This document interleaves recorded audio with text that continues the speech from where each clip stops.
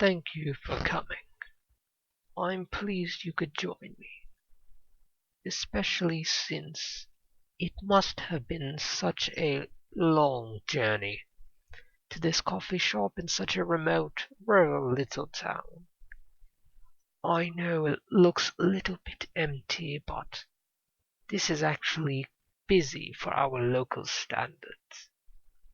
But I know you didn't come here just to talk about how a coffee shop is doing. You wanted the info on the lead I mentioned to you, right? About the vampire? Now, just to make sure again that you are indeed serious, aren't you? When I first caught wind of you, that you were some sort of self-proclaimed vampire hunter, I was having a hard time taking it at face value. Anyone would assume you're just some sort of role player, especially with how popular vampires are in media and, whatnot. So you'll have to overlook my initial skepticism.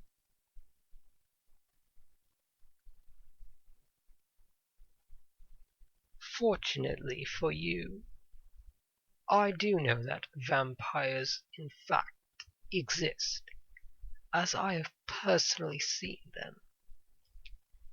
That's why I was able to take you seriously. Well, somewhat seriously. The thing is, vampires are very powerful. And however powerful you think they are even more powerful than that.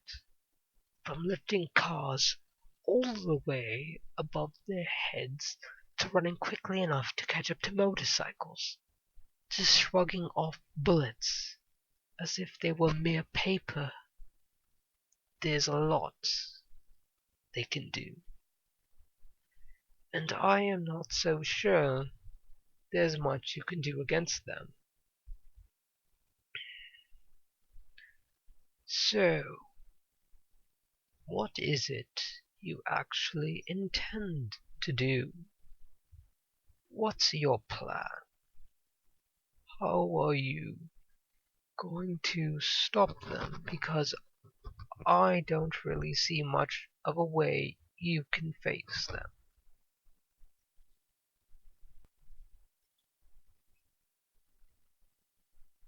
You have to try anyways.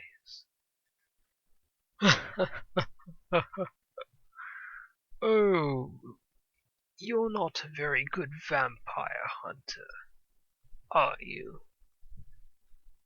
Seriously, what are you going to do?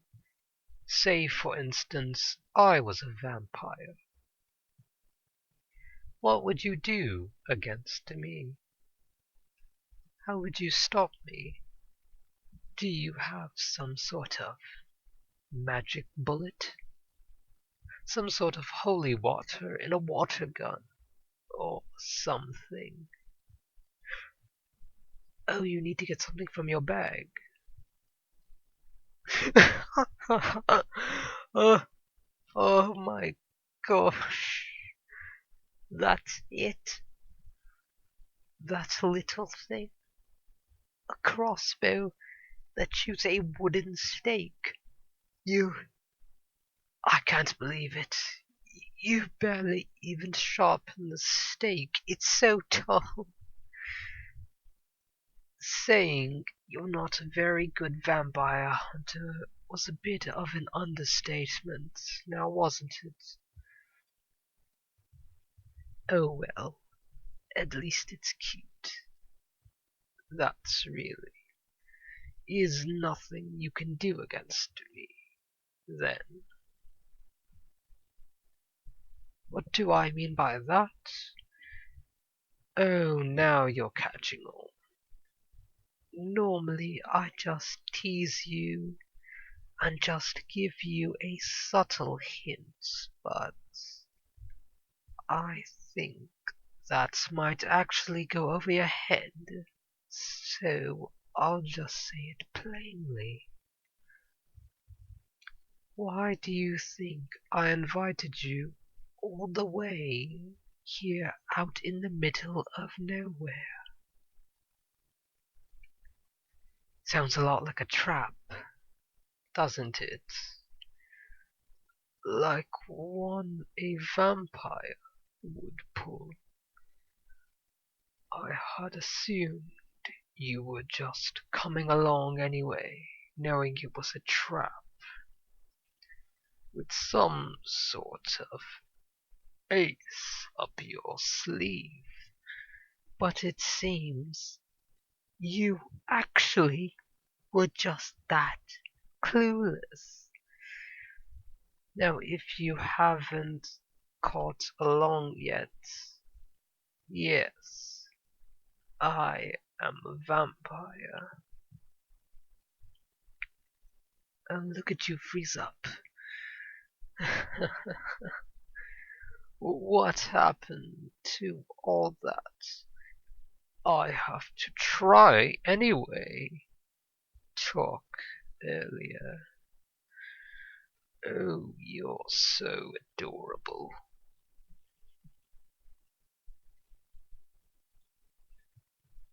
Oh, do you think I'm not going to do anything to you? Because we're in public and I'm unarmed.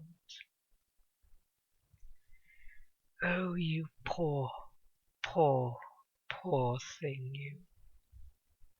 You really underestimate me.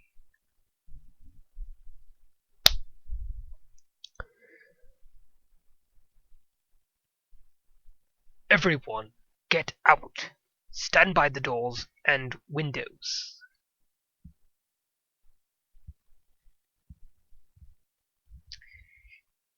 Now, it's just you and me.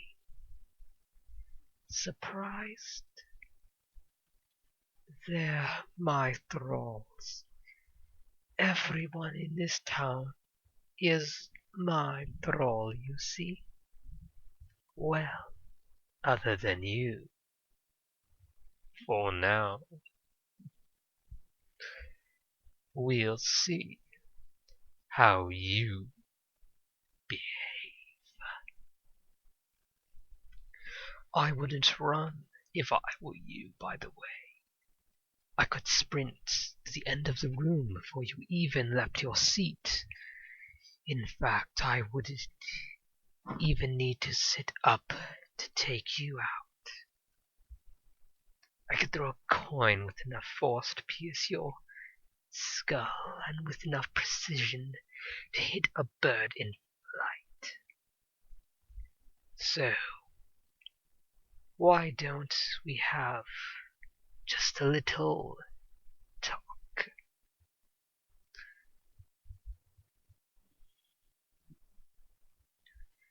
It's been so long since I've had some good company to talk to. The thralls aren't very interesting. Nothing in this sleepy little hamlet is, other than you, of course. It just so happens that I've known about you for far, far longer than just before I contacted you. A vampire has to look out for their own safety, after all. I might be immortal, but you don't live for as long as I do without keeping tabs on all potential threats. And I suppose maybe you kind of count as a threat. Well, okay, not really. You've proven yourself to be quite toothless. It's actually quite charming. It's so nostalgic. There aren't any vampire hunters these days. No one believes in us anymore. Much to their detriment. I think you might be the only one. You're intriguing. I haven't had any real entertainment in decades. Fighting vampire hunters was the only real spice in my life. But alas, they're all gone now, except for you. You remind me of the time my life actually had some thrill in it. And true, you're not a particularly skilled vampire hunter. Once again, that is quite an understatement. But that's actually quite fitting. It adds to the nostalgia. The other hunters weren't especially competent either.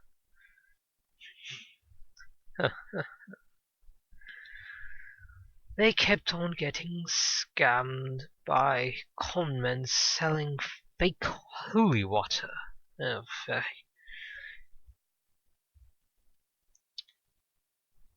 and it's because of that nostalgia that's the highlight of my lonely nights was all about stalking you, watching you go about on your day, scouring the internet inefficiently for leads on vampires, going to all the wrong websites, asking questions to all the wrong people. It was absolutely adorable. Not that I was stalking you in a romantic way. I can assure you, just in a tactical way, of sort of way, to keep an eye on you. That's what I was doing. Because you might threaten me or something. You know what? I promise. Really, I promise. That was all. That aside, I have taken an interest in you.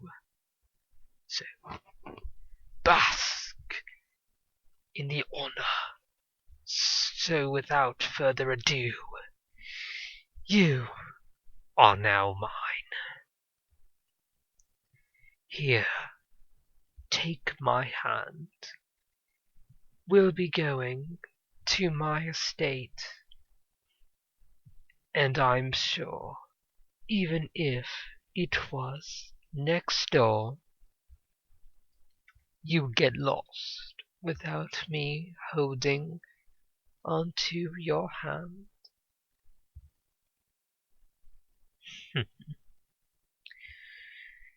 You're honestly pointing that little toy at me? You know it's not going to do anything, right? I could shrug off getting hit by a truck. Your dull little stick isn't going to be very good at penetrating me. See what I'm saying? But tell you what, if you'd like, I could expose my chest, give you a clear shot straight to my heart, so you can just see how futile it really is. But seriously, your resistance is pointless. You're in front of a vampire in a town consisting exclusively of their thralls. You're done. Give up. Well, I do admire it a bit. That you're willing to throw your life away, facing me. But what about the lives of your loved ones, your friends, and family? That's right. I've been watching you this entire time. I know everything about you. I know who you spend your time with. I know who you talk to. I know who you laugh with. And, oh, I really hate it when you talk and laugh with others. So it wouldn't really be much of an issue for me if I remove them from the picture, and if you refused me, if you rejected my kind and generous offer to take you in, well, to be honest, it's demand. But if you rejected me, I wonder just how far my retaliation would reach.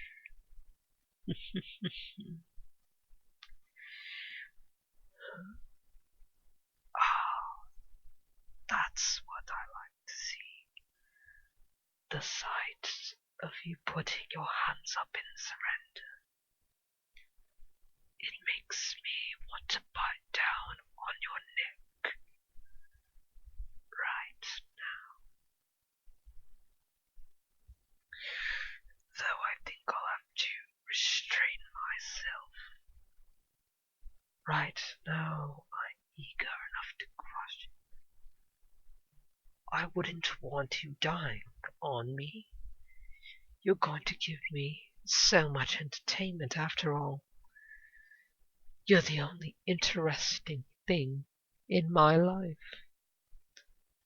It would be a shame if yours were cut short. Which reminds me, your pitifully short human lifespan might be a bit of an issue. I suppose I have to turn you. Maybe, if you behave enough, I'll consider it. In fact, if you behave enough, I might even let you see your loved ones. I could keep them here as my thralls. But enough about that. We should head home. I know it's just about time for you to watch your favorite show, and I will give you the privilege of watching it with me. Yeah. My basic friend, isn't it? Yeah. Hey guys, it's MobyVM here. I tried recording with a different mic this time. I usually record with my phone. That might explain why the sound quality is probably not the best. But let me know what you guys think of this one, if it sounds any different. If you enjoyed, also like the video, subscribe if you want to see more, and comment telling me what you thought of it. Anyways, have a great day. Goodbye.